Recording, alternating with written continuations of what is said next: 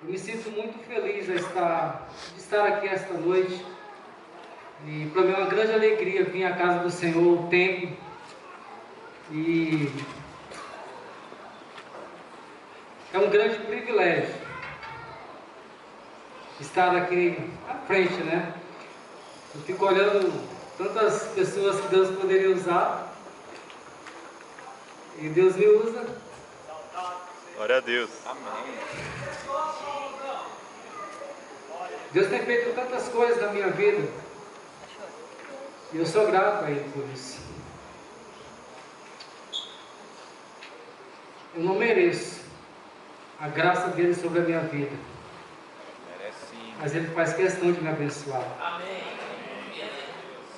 E eu tenho certeza que Ele quer o mesmo para você.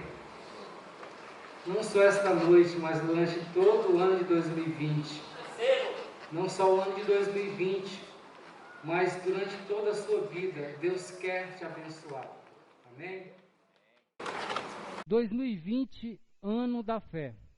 Quando o pastor falou a primeira vez que Deus tinha colocado no coração dele este tema, eu logo recebi uma mensagem ali. Quem não recebeu, né? Eu não sei se você é igual a mim, né? Ele falou assim, ano da fé. Aí na hora eu pensei, esse é o ano de eu mobiliar minha casa. Pensei na hora. Alguns podem ter pensado, bom, é o ano da minha residência, de ganhar a minha casa, de ter a minha casa. Alguns podem ter pensado, é o ano de eu comprar o meu carro, é o ano da cura, é o ano que as coisas lá em casa vão se resolver. É o ano de tantas coisas. Aí, de repente, você se para tanta expectativa que você tem diante de Deus, aí você vai começar a fazer o quê? A orar, né? A pedir, né? Quem não sabe pedir? Eu sei pedir. Quer dizer, eu acho que sei, né? Porque tem coisas que Deus ainda não me deu. Se Ele não dá é porque eu não estou sabendo pedir. É a palavra dele que diz, tá? Então, assim, e eu pensando no ano da fé, quando Deus colocou para mim estar falando aqui esta noite, veio esses questionamentos na minha cabeça, né? E aí, irmãos, Deus me respondeu algumas coisas que eu estava pedindo para Ele, perguntando para Ele, como é que eu devo viver o ano da fé? Surpreendente, irmãos, Deus me respondeu. Mas Ele me respondeu de uma forma que eu não era isso que eu queria ouvir, entende? Eu queria ele dizer assim, ó, Valmão, fala o seguinte, vai ter uma loteria tal mês, e aí eu te dou os números, aí você joga e você ganha sozinho. Tipo assim, entendeu? Coisa desse tipo, entendeu? Então assim, eu fiquei nessa expectativa e Deus me responde de uma outra forma, e é esta forma que eu quero compartilhar com vocês. Vocês querem para a vida de vocês, sim ou não? Queremos todos? Então venham comigo viajar em 3 histórias. Eu não vou falar sobre 3 personagens, eu vou falar sobre recortes de 3 histórias. A história de João, o apóstolo João Batista, né? Não era apóstolo, era o profeta João Batista. Eu vou falar um pouco sobre a vida de Paulo, o apóstolo Paulo, e vou finalizar um texto que fala sobre a vida de Josué. Amém? Então estejam atentos, né? Você já se perguntou como você deve viver o ano da fé? Bom, eu parei. Sei que Deus pode todas as coisas. Eu preciso acreditar que Ele realizará todas as coisas. Sei que eu preciso ter fé, porque é impossível agradar a Deus sem fé. Então, se eu quero agradar a Deus no ano de 2020, eu tenho que ter fé o ano de 2020 inteiro. Porque se eu tiver fé no domingo e não na segunda, eu não estou agradando a Deus na segunda-feira. E quando Deus não é agradado, Ele olha para você, mas Ele olha mais para quem está agradando Ele. Sim ou não? Sim, irmãos. Você não respondeu, mas é verdade. Deus abençoa mais com quem Ele se agrada. Então eu peço a vocês, agradem a Deus o ano inteiro, pelo amor dEle. Porque eu sei que Ele vai abençoar a sua vida. Sem fé é impossível agradar a Deus. Pois quem dele se aproxima precisa crer que ele existe e que recompensa aqueles que o buscam. Hebreus 11:6. Diante desse texto, você precisa agradar a Deus o ano inteiro. Nós precisamos agradar a Deus o ano inteiro. Amém? Vamos lá, o primeiro texto. A base bíblica é esses textos aí que eu vou usar, e eu vou ler o primeiro texto. Fica em Mateus capítulo 11, versos de 1 a 5. Ora, tendo acabado Jesus de dar estas instruções aos seus 12 discípulos, partiu dali a ensinar e a pregar nas cidades deles. Quando João ouviu, no cárcere, está destacado ali, João estava preso, João Batista, falar das obras de Cristo, mandou por seu discípulo perguntar-lhe, és tu aquele que estava para vir ou havemos de esperar outro? E Jesus respondendo disse-lhes, ide anunciai a João o que estáis ouvindo e vendo. Os cegos veem, os coxos andam, os leprosos são purificados, os surdos ouvem, os mortos são ressuscitados, e aos pobres está sendo pregado o Evangelho. Amém?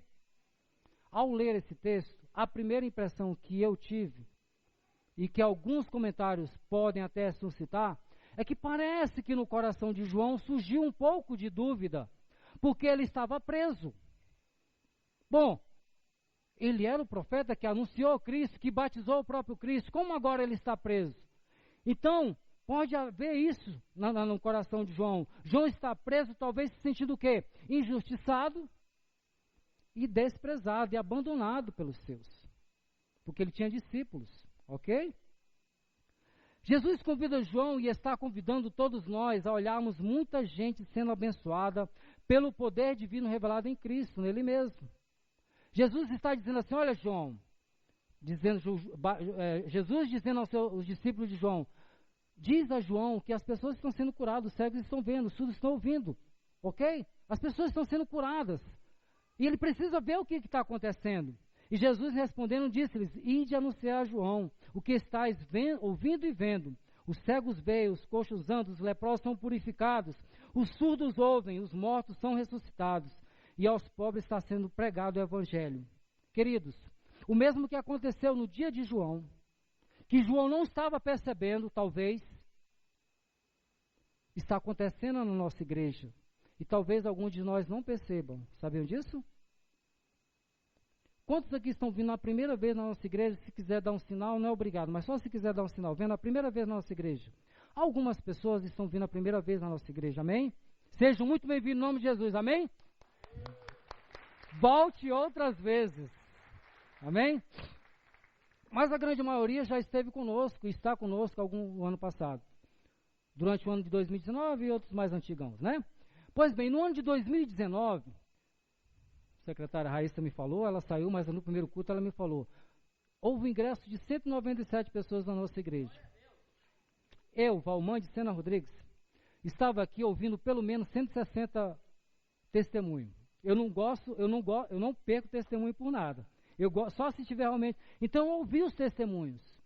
E eu vi as pessoas falando como elas estavam antes de ingressar na igreja, aqui na nossa igreja, aceitar Cristo, e depois. Vi também os testemunhos no face a face de homens, né? Eu acredito que as mulheres também, mas eu vi testemunhos de homens que mudaram a sua vida. Queridos, mudar de vida é um milagre. Mudar de vida é um milagre.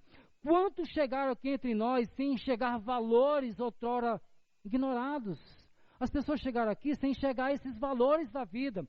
Valores de respeito, de amor à família. Homens que não sabiam o que era amar os seus filhos, a sua esposa, a respeitar a sua família. Quando chegaram aqui, ouviram uma palavra confrontante e mudaram de vida no face a face. A gente viu isso bastante vezes. Respeito e amor ao próximo. Não tem compaixão das pessoas, não ajuda, e chegaram aqui, começaram a ajudar, começaram a fazer, né, aqueles movimentos de ajudar um ao outro, dar oferta nos PGs e tal. Toda a igreja envolvida, as pessoas mudam. Respeito à sociedade. Quantos chegaram aqui até numa situação de perigo por praticar maldades ao ser humano? Assalto, roubo, essas coisas.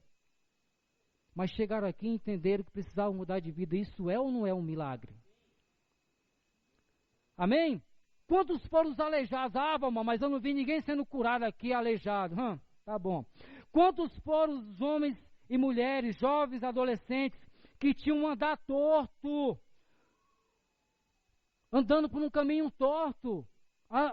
Os testemunhos falaram assim, eu era da balada, eu fumava, entendeu? O que é isso? As pessoas que andam desse jeito, andam certinho ou andam meio que cambaleando? Gasto tudo numa noite? Não é verdade? Aí as pessoas vêm aqui e contam o seu testemunho do que Deus fez na vida dele. Isto é um grande milagre. Jesus está dizendo para João: João, as coisas estão acontecendo, filho. E Jesus está dizendo para esta igreja: igreja, as coisas estão acontecendo. Perceba o milagre que está acontecendo aqui. Amém? Alguns chegaram surdos, né? Não querendo ouvir as verdades, né? Sabe aquela pessoa que você ficou atrás dela 3, 4 meses, 5 meses, o ano todo. Vamos para a igreja, vamos passo a passo. Ele: não quero nada, esse negócio aí. Aí um dia deu um negócio lá, o Espírito Santo falou com ele, falou: tá bom, eu vou. Mas ele vai com raiva, né? Chega lá, vai passo a passo, contrariado da vida. Na primeira noite é aquela coisa, né? Tal, na segunda noite melhor, mas ele foi contrariado da vida. Chegou lá, Deus fez o que com ele? Abriu os ouvidos. Ele: meu Deus, e ele começa a chorar na frente de outros homens. Ele começa a entender o Evangelho. Abriu os seus ouvidos a escutar as verdades. Mudou completamente a vida dele. Para viver o ano da fé, precisamos entender como Deus realiza seus milagres. Ao mesmo tempo que Ele é um Deus tão poderoso, tão maravilhoso, que realiza grandes coisas, Ele é um Deus simples. Ele fala assim: bem-aventurados os pobres de espírito, porque deles é o reino dos céus. Bem-aventurados que choram, pois serão consolados. Bem-aventurados os humildes, porque deles é o reino dos céus. Que Deus maravilhoso. Ao mesmo tempo que Ele faz um grande milagre, Ele diz assim: olha, você que é simples, você que chora, você é bem-aventurado, você é feliz. Isso é um milagre. Encontrar a felicidade na simplicidade. Deus é maravilhoso. Mais do que demonstrar seu poder a nós, Ele quer que sejamos felizes, e felizes, irmãos, com as coisas mais simples e elementares da vida. Por exemplo, a família. Quem está do seu lado. Aí você fica sonhando na casa, no carro, não sei o quê, não sei o quê. Aí Deus olha para você e fala assim: tu tem tudo aí, por que tu não é feliz? Hoje de manhã a gente foi lá no Parque da Cidade e a gente estava tentando fazer umas caminhadas, né? O pessoal meio preguiçoso. E aí teve um garoto que se aproximou, estava eu, a Patrícia, a Carol, acho que minha sogra também estava nesse momento. Aí um garoto se aproximou e chegou assim: ah, tio, me dá um dinheiro para comer. Aí a gente fica meio assustado, né? Porque não sabe se dá, aquela coisa, a gente diz que não é bom dar, não sei o que e tal. A gente: não vou dar não. Mas quando eu olhei para a cara do menino, ele tinha uns 12 anos, a gente percebeu que ele não precisava de comida não, sabe? Não precisava de comida, ele não precisa de comida, ele precisa de andar. Andar para perder, né? Aquela coisa que todo mundo quer perder. Aí ele andou um pouquinho, aí a Patrícia olhou, até observou e disse assim: olha a mochila dele, que mochila chique. Irmãos, parece que ele rasgou o short, perdeu um chinelo, não sei o que fez o que, não sei o que com a camisa para parecer pobre, mas a mochila era boa. O que ele estava precisando? Era de comida mesmo? Será que era comida? Deus sabe, né? Enfim. Mas às vezes nós temos as coisas do nosso lado e nós queremos algo de Deus, sendo que Deus sabe o que é melhor para mim e para você. Amém? Vamos lá, continuando. É sempre mais fácil julgarmos o valor dos acontecimentos pelo seu efeito sobre nós. Se algo está acontecendo sobre a minha pessoa, eu julgo o que está acontecendo na sua vida de acordo com o que está acontecendo na minha, sim ou não? Alguém já entrou aqui com dor de cabeça e achou que tinha mais gente com dor de cabeça igual você? Só eu que estou com dor de cabeça? Não, você entra num ambiente com dor de cabeça, não, esse som está alto, será que não tem ninguém mais com dor de cabeça aqui? Só eu. Sabe, você fica olhando a expectativa de acordo com aquilo que você está sentindo, né? Se você está bem de saúde, como eu estou aqui, é difícil eu imaginar que tem alguém aqui, por exemplo, com um problema sério de saúde. Eu não consigo imaginar, mas pode ser que tenha. Mas é difícil para mim. Se eu estou bem, todo mundo está bem. É assim que a gente age, não é isso? Se temos tudo na nossa casa, como é que eu vou imaginar que falta tudo na outra casa? Você já parou para pensar que no seu vizinho pode estar faltando açúcar? Pode estar faltando arroz? Pode estar faltando café, na sua casa pode ter 3 pacotes, mas no vizinho pode não ter nenhum. É difícil de imaginar, porque na minha casa tem 3 pacotes. Eu não consigo imaginar, eu sou limitado. João estava preso nessa limitação. Ele achava, na minha percepção, que algo não estava acontecendo lá fora, porque ele estava preso, ele estava olhando na perspectiva dele. Ok? Não julgue.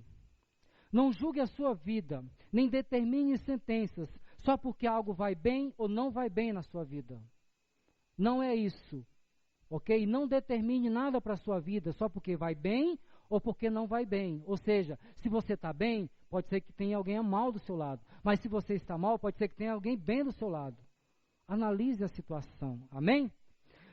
João ouviu do cárcere falar das obras de Cristo. Mandou para o seu discípulo perguntar-lhe: és tu aquele que estava por vir ou havemos de esperar outro? Olhando a atitude de João, a gente percebe como nós somos sujeitos a esses sentimentos. Sentimentos, a gente sente. Nós sentimos, mas olha que interessante um versículo que todo mundo sabe, né?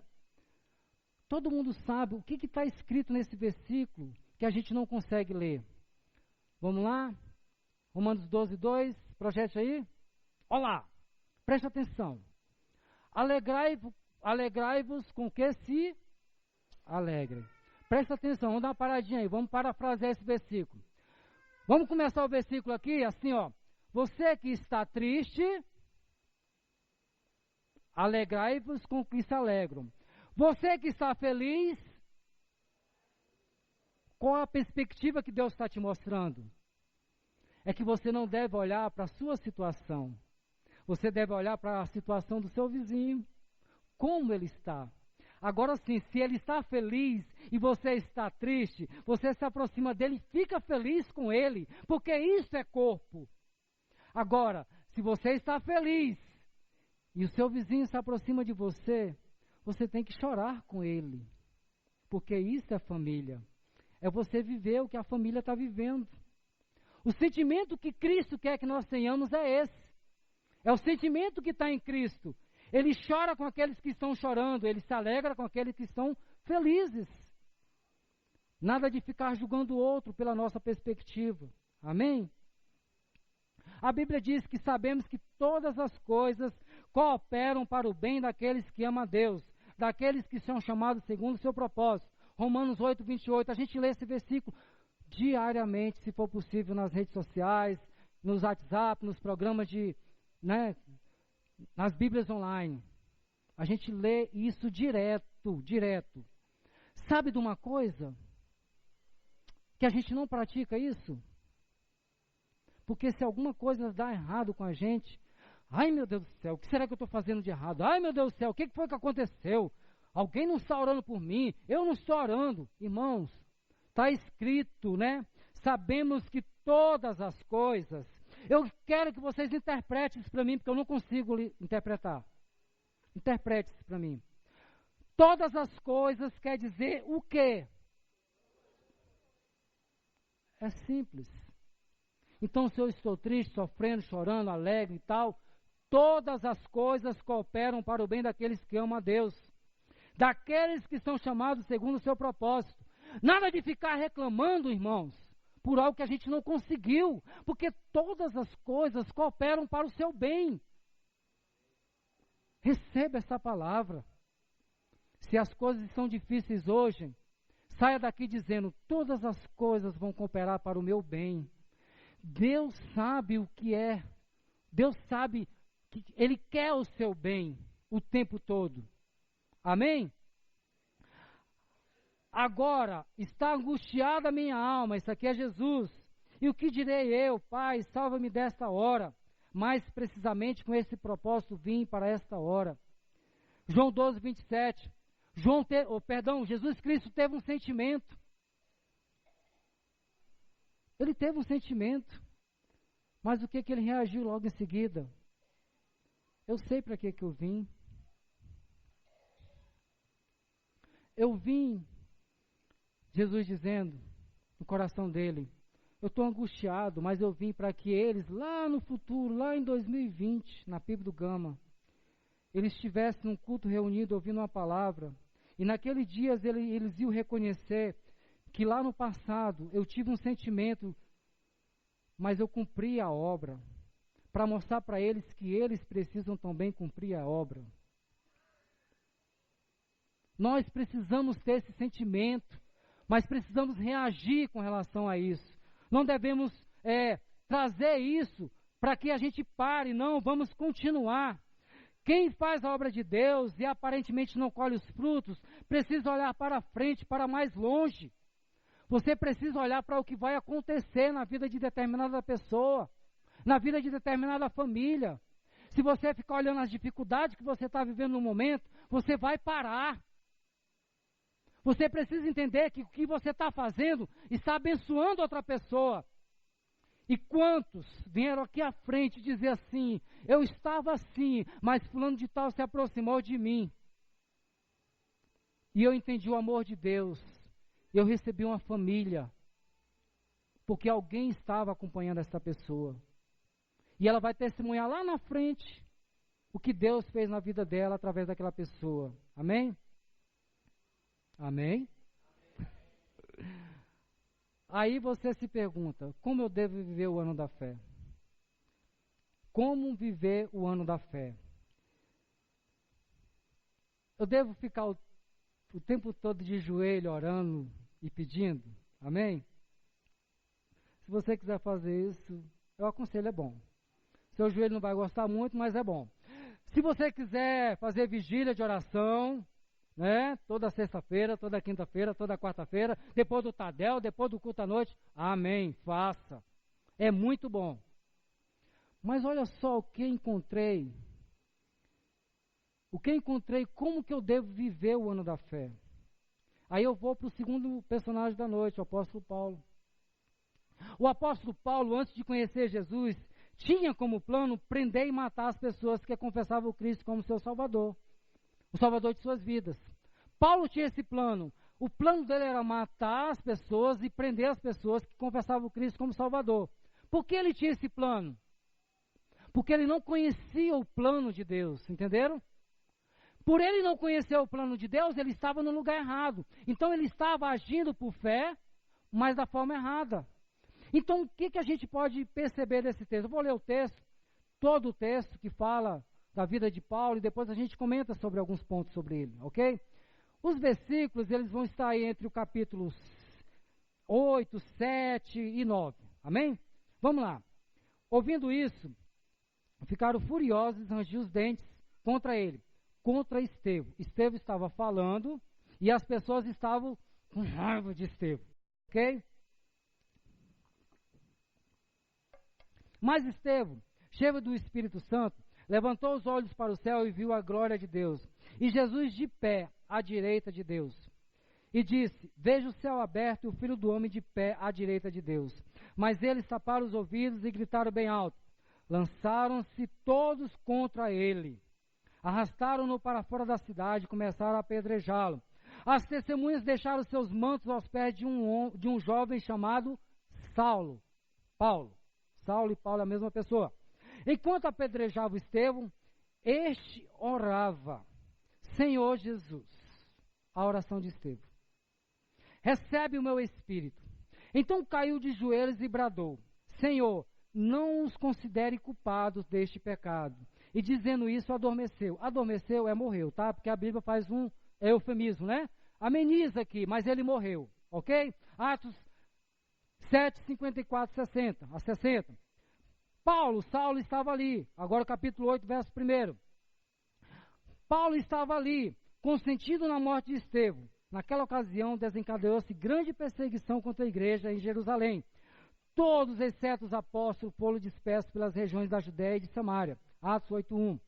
Enquanto isso, Saulo ainda respirava ameaças de morte contra os discípulos do Senhor, dirigindo-se ao sumo sacerdote, e pediu-lhe cartas para as sinagogas de Damasco, de maneira que, caso encontrasse ali homens ou mulheres que pertencessem ao caminho, pudesse levá-los presos para Jerusalém. Em sua viagem, quando se aproximava de Damasco, de repente brilhou ao seu redor uma luz vinda do céu. Ele caiu por terra e ouviu uma voz que lhe dizia, Saulo, Saulo, ou Paulo, Paulo, Por que me persegue? Paulo respondeu, quem és tu, Senhor? Ele respondeu, eu sou Jesus, a quem você persegue. Levante-se, entre na cidade, alguém lhe dirá o que você deve fazer. Alguém ia falar para Paulo qual era o plano. Entenderam?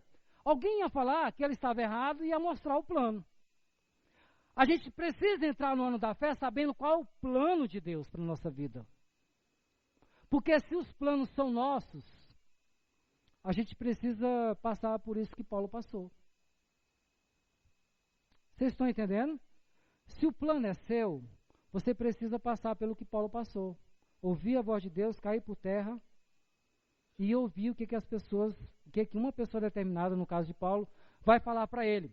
Paulo ainda não tinha conhecido o plano de Deus, mas no dia em que se encontrou com Jesus, ele conheceu o plano de Deus. Você já se encontrou com Jesus? Sim ou não? Já se encontrou? Ele já mostrou o plano dele para a sua vida, amém? Amém? Você tem que ter convicção nisso. Deus já mostrou o plano para a sua vida. Para viver o ano da fé, comece servindo. Ok? Deus olhou para Paulo e sabia que ele estava querendo fazer algo de muito importante. Diante da atitude de Paulo, Deus entregou em suas mãos o maior ministério até então entregue a um homem. Preste atenção. Muitos criticam Paulo, porque antes dele se converter, ele matava e perseguia cristãos. Mas deixa eu te perguntar uma coisa. Paulo tinha ou não tinha a convicção de que ele estava servindo a Deus? Sim ou não? Ele tinha a convicção de que ele estava servindo a Deus.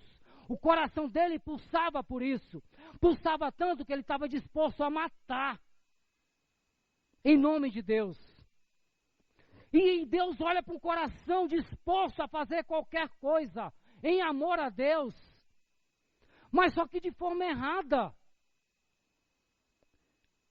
Queridos, é difícil falar isso aqui. Mas olha a situação. Paulo, perseguidor cruel da igreja. Estevão, um homem cheio de fé e do Espírito Santo do outro lado. Se você fosse escolher alguém, você escolheria quem para continuar a obra de Cristo? Estevão, que era um homem que estava ali quebrantado diante de Deus. Mas por que Jesus escolheu Paulo? A Bíblia vai dar uns contornos na gente que faz a gente ficar, meu Deus, o que Deus quer mostrar para a gente? Nessa atitude de ver o sacrifício de Estevão e privilegiar a vida de Saulo, um perseguidor, um cruel. O meu coração pulsa de entender que Deus estava mostrando para Paulo, é desse jeito que se deve servir a Deus. É morrendo, é servir até a morte. Paulo, é desse jeito, filho. É do jeito que Estevão está servindo, é até a morte. Eu não sei o que aconteceu com o coração de Saulo ou Paulo, naquele momento.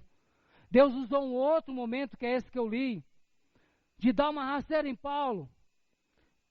Eu não sei, irmãos, eu estou inferindo as coisas que tem na Bíblia, mas é o meu coração. Algo tinha acontecido no coração de Paulo já. Porque quando ele cai, quem és tu, Senhor? Paulo, eu sou Jesus a quem tu persegue. Paulo tinha plena convicção de que ele estava servindo a Deus, mas ele não tinha o plano certo na vida dele. Quantos de nós, irmãos, passamos o ano inteiro sem saber o plano de Deus para a nossa vida e erramos, chegamos no final do ano reclamando, aborrecido com Deus. Senhor, por que tu não me deu isso? Por que eu não fiz aquilo? Por que não aconteceu isso? Sabe por quê, irmãos?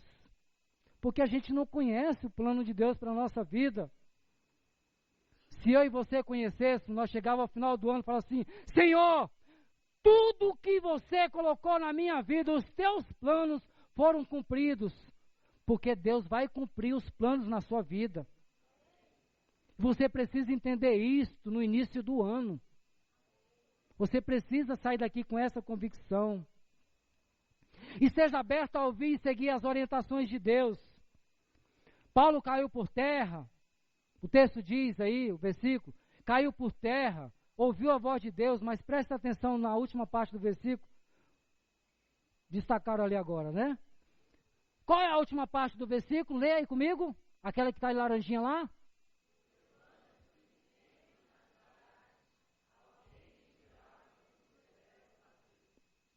Preste atenção, receba isso. Levante-se, entre na cidade, alguém lhe dirá o que você deve fazer. Você sabe qual é essa cidade hoje? Pegou aí? Quem que pegou? Qual é a cidade hoje? PIB do... Amém! A cidade hoje é PIB do Gama. Fulano de tal, entre na PIB do Gama, pode ser outra igreja, tá? Mas eu tenho que puxar saco para a minha igreja, porque eu amo essa igreja. Então é PIB do Gama e acabou. Né? Então entre na PIB do Gama e alguém da PIB do Gama vai falar para você o que você deve fazer. Porque Paulo, irmão, eu fico impressionado com isso. Por que Jesus não chamou Paulo e falou assim, Paulo, é o seguinte, tu deve fazer isso, isso, isso e isso. Por que Jesus não falou isso para Paulo? Ele quer abençoar a sua vida com a família. Com a família que você tem, que é a PIB do Gama, que somos nós. Pode ser outra igreja, sim, mas somos nós. É a liderança dessa igreja, sabe? Que vai falar, vamos para tal lugar. O plano é este. Está pensando assim? Mas o plano é este. Aí você vai receber essa palavra porque você já se entregou a Jesus. E você vai entender, então é assim que deve ser, é assim. É porque muita gente fala assim, eu tenho um ministério solo, né? Eu sei o que eu devo fazer. Sabe mesmo? Quem foi que te falou? Jesus, de acordo com esse texto, ele não falaria. Ele pode falar, ele é infinito e tal. Mas de acordo com esse texto, ele mandava você ir para uma igreja, não mandava? Sim ou não? Mandava. Olha assim, vai em tal lugar que lá vão te falar o que deve fazer. Aí Paulo entra no plano de Deus. Para viver o ano da fé, conheça o Deus Todo-Poderoso. Amém? Nós devemos conhecer o Deus Todo-Poderoso. O texto que eu vou ler aqui agora, eu pesquisei um pouco, tá? Fui na internet pesquisar sobre o assunto. No final do texto eu vou ler o versículo que fala em Josué. Vamos lá. Na década de 60, quando os Estados Unidos pretendiam colocar um homem na órbita em órbita terrestre, todo o cuidado era pouco. O menor dos erros poderia deixar o astronauta Yuri Gagarin preso para sempre no espaço, a fim de que nada pudesse falhar na corrida espacial. Astrônomos precisavam calcular todo o movimento planetário, órbitas da Terra, Lua e etc. Nestes cálculos, faltava o tempo aproximado de 12 horas. Aí deu PT. Como que a gente vai mandar alguém para o espaço, sendo que tem um intervalo de tempo de 12 horas? O que vai acontecer com isso? O que aconteceu? Onde foi? Quando e tal? Aí eles ficaram se perguntando. Analistas de sistema, aqueles caras que mexem com o computador, né? Foram consultados, programa de informática revisado, cálculos revistos, porém o problema persistia. A preocupação com a vida da ida de Yuri Gagarin ao espaço aumentou ainda mais a pressão do governo norte-americano sobre os cientistas espaciais. Custasse o que custasse, mas a falha precisava ser descoberta. Imagine aonde eles foram encontrar a resposta. Vocês já leram sobre isso? Já leu? Não? Eles encontraram a resposta na Bíblia. No livro de Josué, capítulo 10. Amém? O Deus de todo o poder está mostrando agora para o homem como é que são as coisas. Aí vem um texto. No dia em que o Senhor entregou os amorreus aos israelitas, presta atenção na leitura desse texto. Só a leitura já é uma bênção para a sua vida. Josué exclamou na presença de Israel: Sol, pare sobre Gibeon, e você, lua, sobre o vale de Aijalon. Irmão, presta atenção. Josué não foi para o quarto com aquele sentimento assim, eu vou orar para que o sol pare. Eu vou orar para que o sol pare. Aí ele não teve essa convicção no quarto, entendeu? Ele foi lá no frente de Israel e falou assim: Sol, pare, lua, pare. Olha a convicção do homem. Ele chegou diante de Israel e fez essa oração. Aí o versículo 3 fala assim, impressionante, né? O sol parou e a lua se deteve, até a nação vingar-se dos seus inimigos. Como está escrito no livro de Jazar, o sol parou no meio do céu e por quase um dia inteiro não se pôs. Nunca antes e nem depois houve um dia como aquele, quando o Senhor atendeu a um homem. Sem dúvida o Senhor lutava por Israel. Josué capítulo 10, verso 10 e 12. Você pode dar um glória a Deus, amém? O Deus Criador, pelo seu poder, em uma única exclusiva oportunidade, fez o que ele fez aqui, irmãos? Eu quero que você esteja atento. Nós, aqui na terra, se acontecesse comigo esse milagre, eu ia olhar para o céu e realmente o céu está parado. Eu ia olhar para a lua e realmente a lua está parado. O que eu ia escrever? O sol e a lua pararam. Não é isso que eu ia escrever? Foi isso que eles escreveram. Mas a ciência explica que não foi só isso. O sol e a lua pararam, mas o que Deus fez? Preste atenção nessa leitura. Você já deve ter ouvido falar sobre isso. A velocidade da que a Terra gira ao redor do Sol, translação, é cerca de 107 mil quilômetros por hora. E a velocidade do movimento da Lua, em torno do seu eixo, a rotação, é de cerca de 1.700 quilômetros na região do Equador. Queridos, preste atenção. Se Deus parasse a Terra, porque Ele não parou só a Terra, mas se Deus parasse só a Terra, o que ia acontecer com a Lua? Ela ficava perdida no sistema solar. O que acontecia com os outros planetas? Deus deu um freio, mas uma blecada. A Terra, que está a 107 mil quilômetros por hora, girando, feito ali, rotação que você não imagina. Aí um homem fala assim, Sol, pare! Aí Deus, para resolver o problema, para a Terra, para a Lua, para o sistema. Todo o sistema solar, Deus travou tudo. Aí o homem olha o sol parado.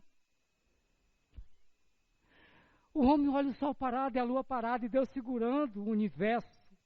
Por causa da oração de um homem que orou com fé no momento exato. Porque Josué queria vencer a guerra. Ele não ia desistir. Mas para isso ele precisava do dia. Ele precisava vencer os amorreus. E ele venceu os amorreus. Porque Deus fez isso. Agora você imagine o que esse Deus tão poderoso é capaz de fazer. Mas você precisa olhar para outra perspectiva. Chorar com os que choram. Ser humilde. Entende? Como que a gente vai viver o ano da fé? Você está preparado? Está se preparando? Já pensou sobre isso? Você já pensou como é que você vai viver o ano da fé?